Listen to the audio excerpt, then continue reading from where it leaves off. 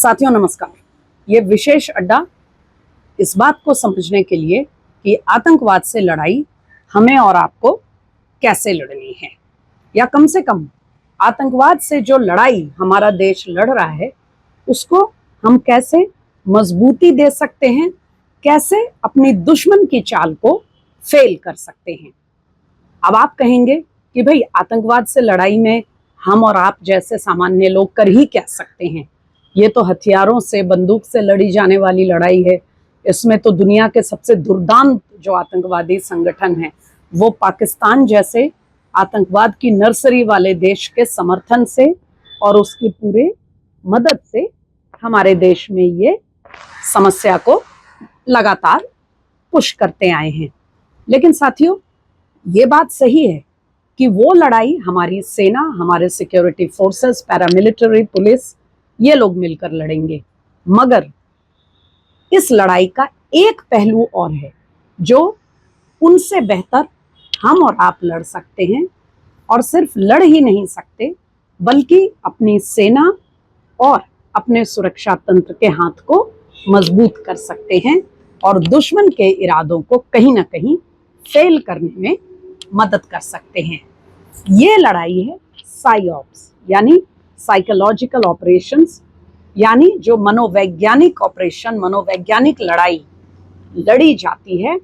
और आप जानते हैं इसमें नया कुछ नहीं है।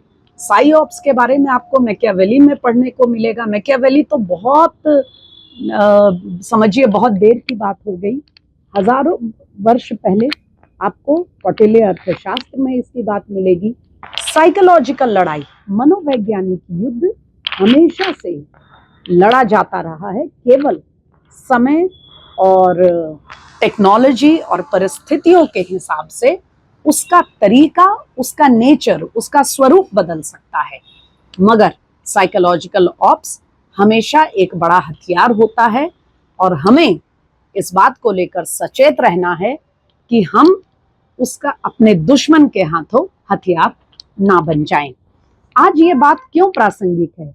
क्योंकि जब से पहलगाम में वो दुर्दांत हमला हुआ है जिसमें निहत्थे मासूम पर्यटकों को गोलियों से भून दिया गया, तभी से जब प्रधानमंत्री ने देश का एक निश्चय, एक रिजॉल्व सार्वजनिक रूप से उठाया कि हम न तो आतंकवादियों को छोड़ेंगे और न उनको समर्थन देने वाले उनके बैकर्स को, तभी से पाकिस्तान आईएसआई की ओर से एक जबरदस्त 24 घंटे चलने वाला एक साइकोलॉजिकल डिजिटल वॉरफेयर छेड़ा जा रहा है। ये कैसे हो रहा है? इसमें दो तीन चीजें बहुत ज्यादा दिखाई दे रही हैं, बहुत ज्यादा साफ दिखाई दे रही हैं कि ये यूट्यूब के माध्यम से हो रहा है, जिसके चलते भारत को बहुत सारे पाकिस्तानियों के यूट्यूब चैनल्स बंद करने पड़े क्योंकि वो हमारी जनता में भ्रम फैला रहे थे, झूठ बोल रहे थे। फिर ये अन्य जो सोशल मीडिया प्लेटफॉर्म्स है जैसे एक्स है, इंस्टाग्राम है, इंस्टाग्राम पे बहुत भारी मात्रा में ये ऐसे पोस्ट डाले जा रहे हैं, एक्स पर भी हो रहा है, दूसरे अन्य जो छोटे छोटे प्लेटफॉर्म्स है उन पे भी देखा जा रहा है। और तीसरा, झूठी खबरें बनाकर और अलग अलग तरीके से अलग अलग वेबसाइट्स के थ्रू फैलाई जा रही हैं। और यही वो लड़ाई है जिसमें सुरक्षा बलों और सैन्य कर्मियों से ज्यादा हम और आप इसमें एक कारगर भूमिका निभा सकते हैं। तो किस तरह का इस समय फिलहाल जो फेक न्यूज, जो ऑनलाइन कैंपेन पाकिस्तान की आईएसआई चला रही है, वो किस तरह का कैंपेन है, थोड़ा सा आइए उसको समझते हैं, ताकि अगली बार जब ऐसा कुछ भी आपकी नजर में आए आप उसे विश्वास करने के बजाय तुरंत उसे लेकर सचेत हो जाएं। सबसे पहला जो तरीका अपनाया जा रहा है वो है हमारी सेना के बारे में बिल्कुल बिल्कुल निराधार, बिल्कुल सफेद झूठ, ऐसी खबरों, मनगढ़ंत खबरें बना करके और उनको बहुत तेजी के साथ बार बार 24 घंटे उनको ऑनलाइन प्लेटफॉर्म के माध्यम से लोगों में उनको पुश करना ताकि लोगों की नजर में आए और वो एक से दूसरे डिवाइस में वो बात फैले।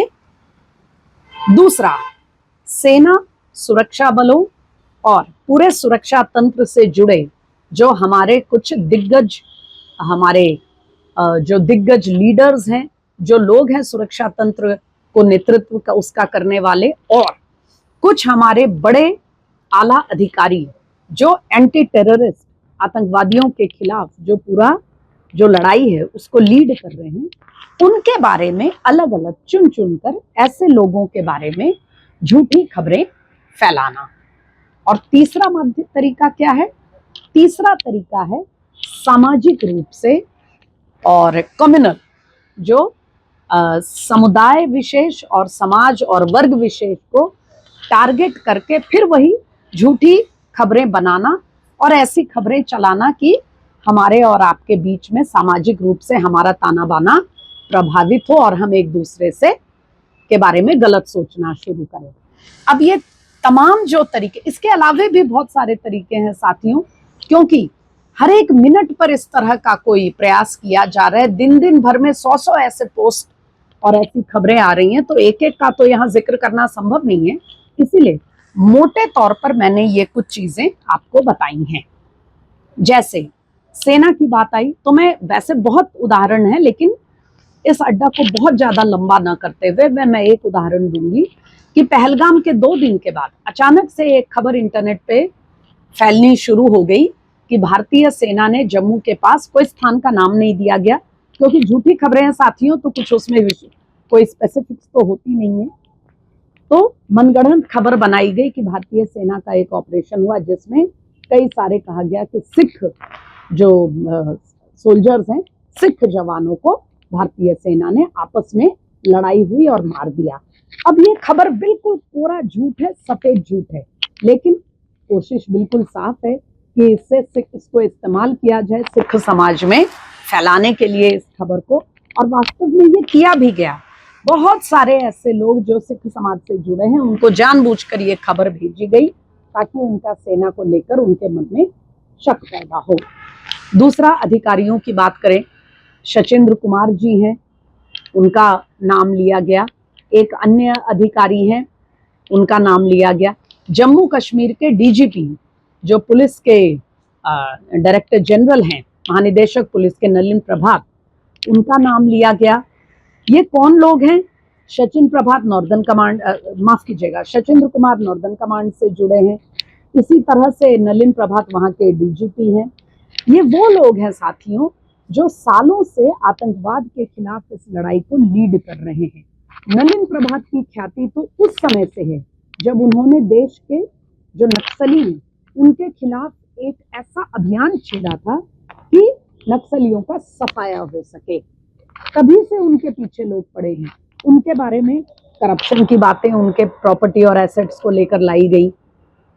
दुख की बात यह है कि भारी मात्रा में भारतीय ऐसी खबरों को भारतीयों ने शेयर किया, एम्प्लीफाई किया।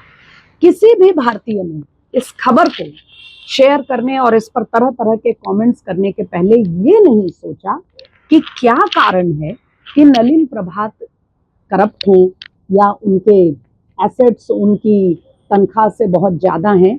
ऐसी बातें पहलगाम हमले के 2 दिन बाद ही क्यों सामने आई?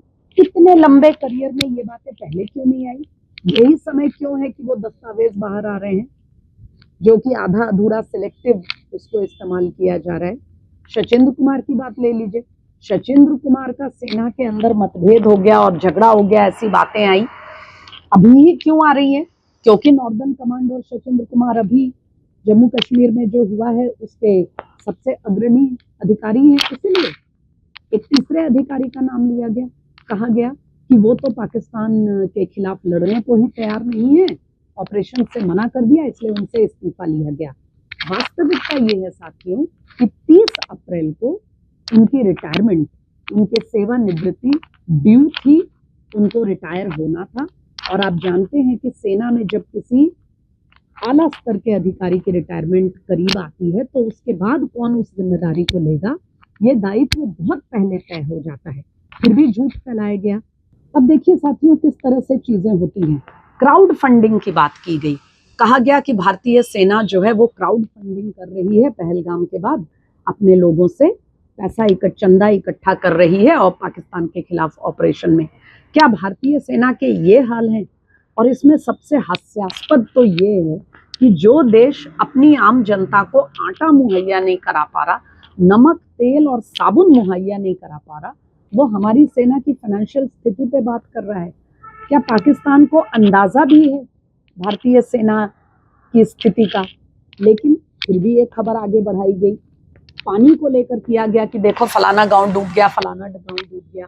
अभी तक तो भारत ने इंडस वाटर ट्रीटी को एबेंस में रख रहे हैं ऐसी घोषणा की है, कोई कार्रवाई तो की नहीं है। लेकिन दुनिया की सिंपैथी, दुनिया भर की सिंपैथी को पाने के लिए ये चीजें की गई।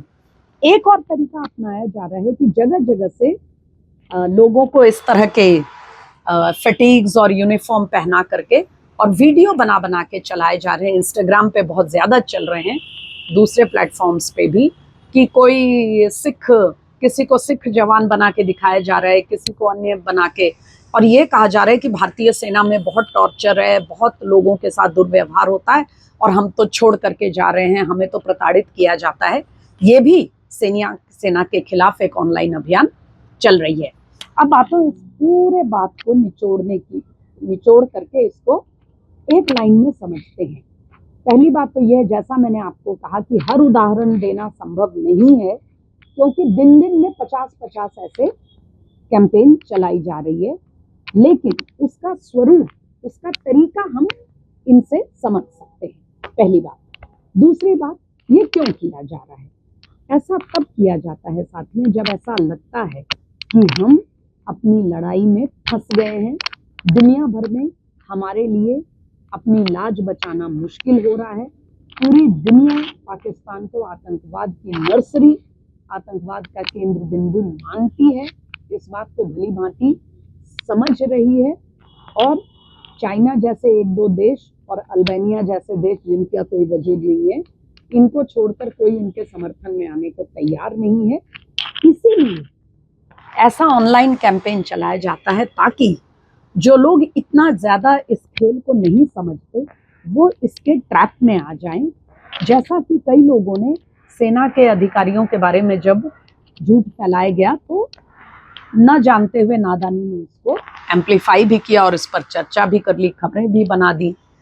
तो साथियों, मोटी बात ये है कि ऑनलाइन दुनिया में कहीं से भी कुछ भी ठेला जा सकता है, कुछ भी चलाया जा सकता है।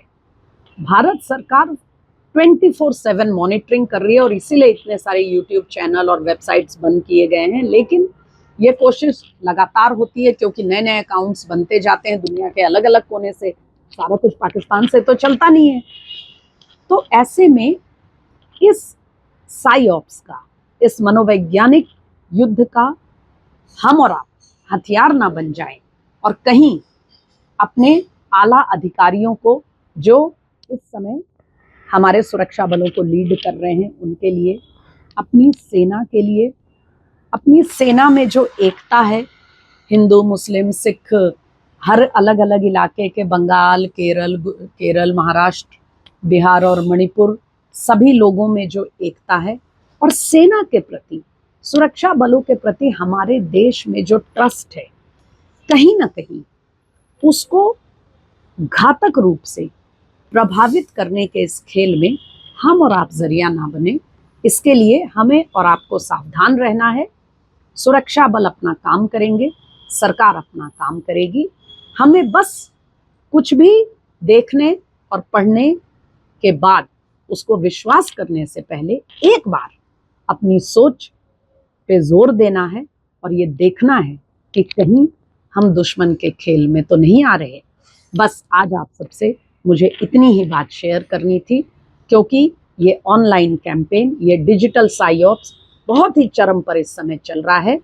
आप सब सचेत रहिए और हमारे अड्डा पर इसी तरह आते रहिए ताकि हम आपको नियमित रूप से समसामयिक विषयों पर, देश के ज्वलंत मुद्दों पर आपसे हम अड्डा में चर्चा कर सकें। और हमें सब्सक्राइब भी करिए। जय हिंद।